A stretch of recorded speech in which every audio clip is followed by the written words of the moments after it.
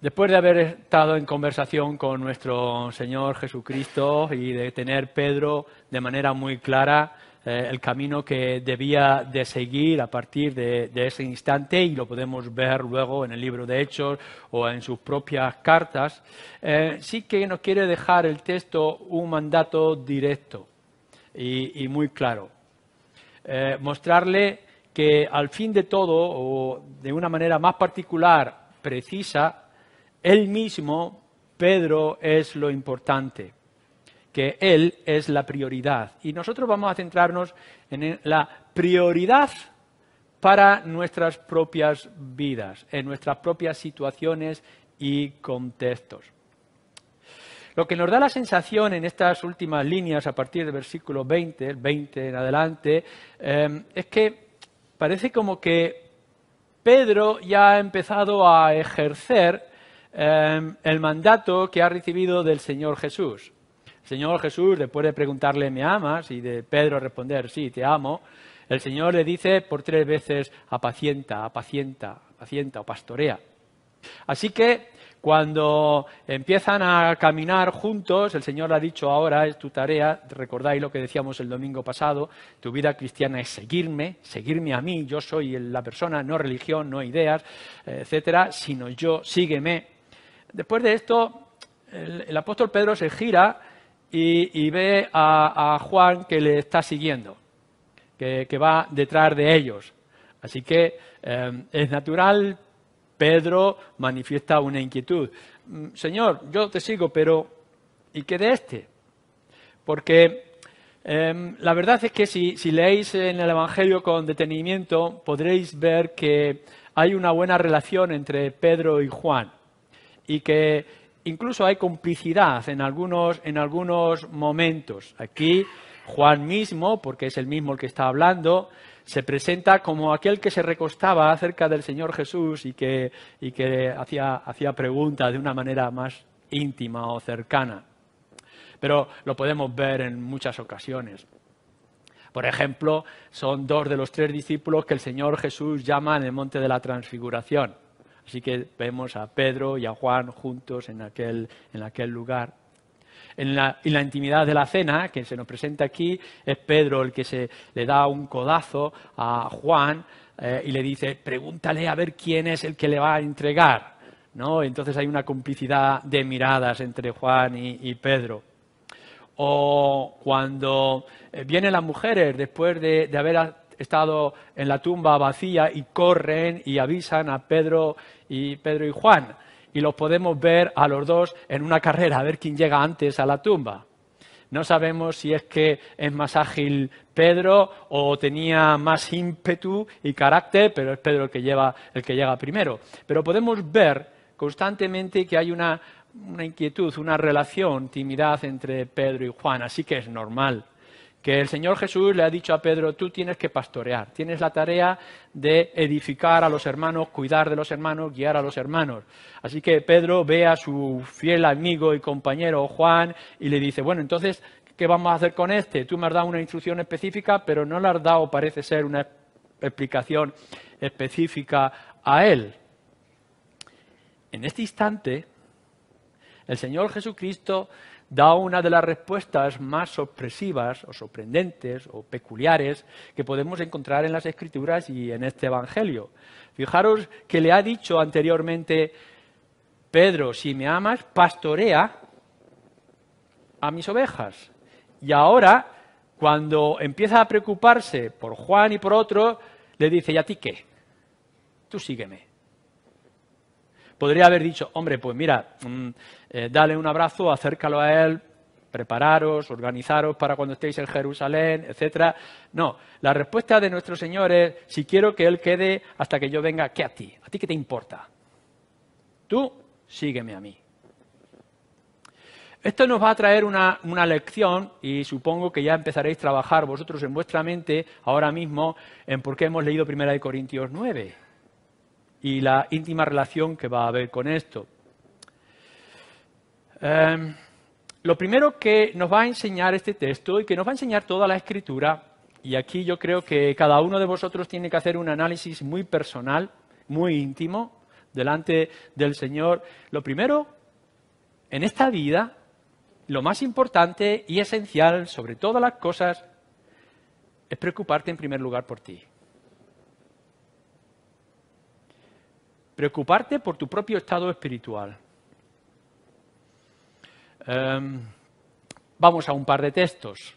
Si os acercáis al Evangelio según Mateo, capítulo 7, en el día del juicio, lo encontramos delante del trono, vienen algunos delante de él y empiezan a decir, Señor, en tu nombre hemos hecho esto. Fantástico.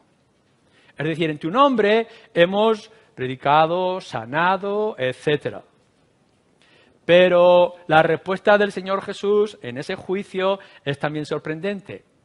Apartaos de mí, que nunca os conocí. Podemos pensar, vamos a hacer un esfuerzo de que aquellos hombres que estarán un día en el juicio han sido sinceros, se han preocupado por la gente y entonces han empezado a hacer obras en el nombre de Jesús. Fantástico. Pero en realidad no se han preocupado suficiente por sus propias almas. Y el Señor tiene que decir, nunca os conocí. Así que nos fijamos ahora en nuestro texto que hemos leído en 1 Corintios 9. La lista de Pablo de su esfuerzo es extraordinaria. Dice, me hago judío para los judíos, aunque yo en realidad no estoy bajo la ley. Y me hago gentil o libre para los libres. Si me tengo que hacer siervo, me hago siervo, esclavo para ganar a los esclavos. Me hago de todo para ganar a algunos. Pero después cuando llega al versículo 27, dice, pero ay de mí. A ver si habiendo sido yo heraldo de otros, venga a ser eliminado. Imaginaros bien en esta situación que estamos planteando. No va a haber peor cosa en la eternidad, no estoy diciendo ahora, sino en la eternidad, no hay peor cosa que la decepción personal cuando pensamos que deberíamos de entrar y no entramos en el reino de los cielos. ¿Os podéis imaginar que hayamos estado durante años pensando que somos parte del rebaño? Y que cuando estemos ya a las puertas del cielo a entrar, como nos dice en Mateo 7, no entremos. Qué gran decepción será cuando incluso podamos pensar que hemos predicado el Evangelio y algunos se convirtieron y que cuando estemos en el juicio los veamos entrar y podamos pensar, entran porque yo proclamé, repartí un folleto o di una señal acerca del Evangelio y tú mismo no entres. Será, creo que, de la mayor decepción que hombres y mujeres se encontrarán en el gran juicio. En otras palabras, al cielo, a la salvación, entrarán los verdaderos creyentes, no los creyentes nominales. Aquellos que en primer lugar han trabajado en abonar su propio corazón y no el corazón de otros. Y esto estamos hablando acerca de la salvación y de tanta gente religiosa y de tantos que entraron en este lugar por esa puerta y estuvieron en medio de nosotros y de tanto que levantaron sus voces en cánticos y en alabanza y en aquellos que salieron a la calle y repartieron folletos o levantaron su voz para proclamar el Evangelio, Cristo salva. Y cuando se den cuenta de que ellos mismos no entrarán en el reino de los cielos. Porque si algo nos enseña la Escritura es que al primero que tienes que predicar el Evangelio es a tu propia alma. Pero no solamente esto, lo que es en el inicio del Evangelio, sino en lo que tiene que ser toda tu vida cristiana, tu relación con el Señor. Cuando estás proclamando, invitando a la gente de tu propia congregación o de tu propia familia y les estás diciendo venir, acercaros al Señor, conocer al Señor, pensar en el Señor, orar al Señor y todo el lenguaje cristiano y realmente tu corazón esté lejos de Él. Cuán terrible es que padres hayan presentado el Evangelio a sus hijos y ellos mismos no apliquen el Evangelio a sus vidas. Cuán extraño, pero normal es que hombres y mujeres hayan enseñado en la escuela dominical lo importante que es la oración, la lectura de la Biblia o usar otros medios de gracia y que ese mismo profesor o padre o persona no esté aplicando esos mismos principios. Olvidando que en primer lugar lo más importante es tu propia personal relación con el Señor. O tu propia obra y servicio. Pablo también en 1 Corintios, en el capítulo 3, tiene que hacernos un aviso. Lo hace a Corintios, no lo hace a nosotros también. A ver si al final la obra que tú has estado edificando o levantando vaya a entrar a duras penas, como por fuego. Es decir, que estáis intentando o estamos intentando hacer algo y tu propia obra está en dejadez y en abandono. Esto lo encontramos mucho en aquellos que se pasan el tiempo hablando y comentando del trabajo del vecino y cómo levanta el muro o cómo hace la comida cada mediodía y se despreocupa de su propio muro que está cayendo, de su comida que se quema. Nos preocupamos en las cosas ajenas y no nos preocupamos de nuestra propia personal situación. Así que somos muy claros en comentar, criticar o exhortar al otro según la obra que está haciendo y no exhortamos y corregimos nuestro propio corazón y por tanto nuestro propio trabajo. Tenemos una capacidad de censura hacia el otro, pero no tenemos la censura necesaria para nuestro propio trabajo delante del Señor.